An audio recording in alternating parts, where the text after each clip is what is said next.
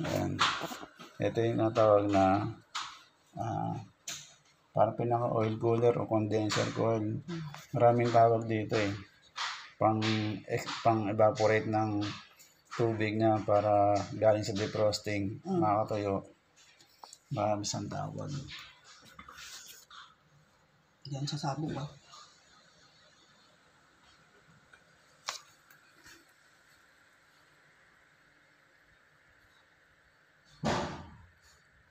Yoko. Automatic pa. Hindi na. Mandar pa naman yun. Yan ang pinaka-compressor niya. Ang preview nyo, R600. Yan.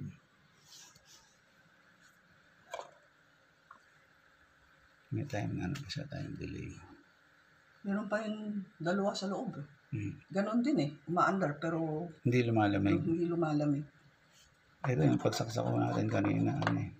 Tumingaw na siya. Ibig sabihin, nandito po yung leak. Dito yung narig natin parang sa magitsit.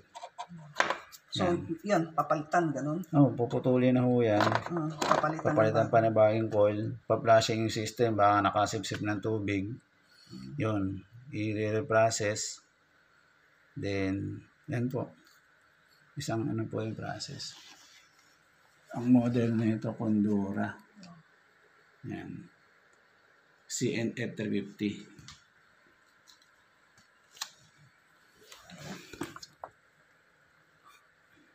Automatic na siya. Kaya na natin yung maganda pa naman yung body niya. Yung isa nga, pina-repair nila sa maling tao. Parang naloko. Pinalitan yung ano sa loob. Ano ito na sa loob? Yun. Yan. Ito, yung pinag-evaporator.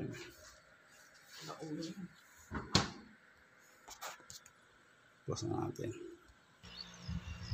Yan. Great morning to all of you. Yan, nag-check up tayo ngayon ng Whirlpool. Yan. Ito yung compressor niya. Ito yung pinaka-timer.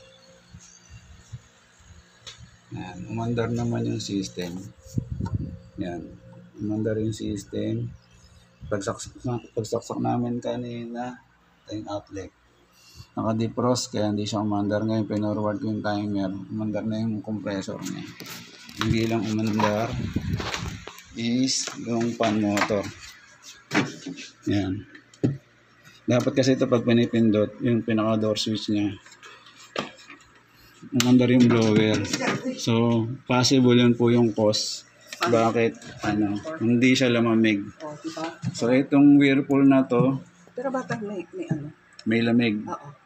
Opo kasi may evaporator ho yan dyan eh. Sa loob. So, mapipil nyo lang malamig. Kaya lang hindi siya makapagpatigas. Kasi yung lamig niya din makakapag-circulate.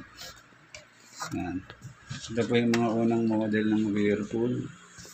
Ang kadalasan na ito, WRN ang model nito nasa gilid. Yan.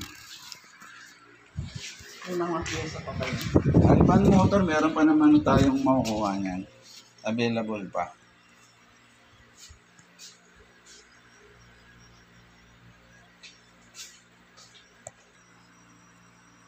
Yan, nabuksan na natin yung pinaka-evaporator.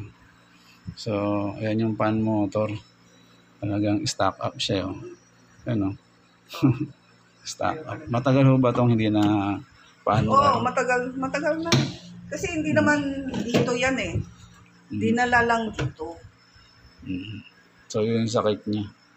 Mga fan motor, stock up. Sonic.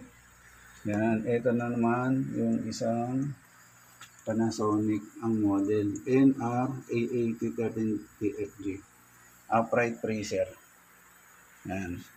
Na-plug na natin siya sa outlet. Then, umandar ang compressor. Yan. Kapakapalang din na natin siya kinuha ng amperahe. Gawa ng hindi na kasi uminit ang discharge niya. Ito yung pinaka-discharge niya papuntang condenser. So, yan. Nag-vibrate yung compressor niya. Ayun instance na umaandar siya. Tapos maririnig natin sa evaporator. Yan. Kumukulo lang siya. Hindi na rin tayong kumukulo. Pero, hindi siya nag-moist. Walang lamig tayo mga kapwa. Tingnan natin yung evaporator niya kung may saksak. Kasi minsan, pag nasaksak to, yun. Huli. Bingo. Ito yung cause. Bakit siya nawala ng lamig? Yan o. Ito po. Yan o. Ang nangyari, yan o. May saksak siya. So, anong nangyari sa mingaw? Ayan o. Tingnan niyo po. So, ginamitan ng sharp thing, gano'n? Opo. So, pagkaganto kasi, ano yan eh. Kailangan siyang ma-repair. Kaya lang, nare-repair yan. Kaya lang yung iba, hindi rin tumatagal. Yan. Kasi yung ibang tao, ginagamitan nila ng kutsilyo. Yan ang cause. Bakit walang lamig? May tama yung evaporator nyo. Yan o, may langis na po. Etong portion na to, dahil sumingaw siya, yan, dumapang yung langis. Yan o, langis. Pero mapansin nyo po dito sa ibang portion, walang langis. So, yung sa baba lang yung may Saksak dyan. So, pag yung sa baba may tama, affected sa taas? Affected po lahat, buong system kasi siyempre sumingaw yung pre yun.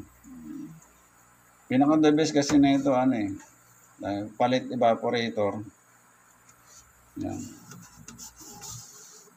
So, medyo, madugot pa to, madugot. Madugo.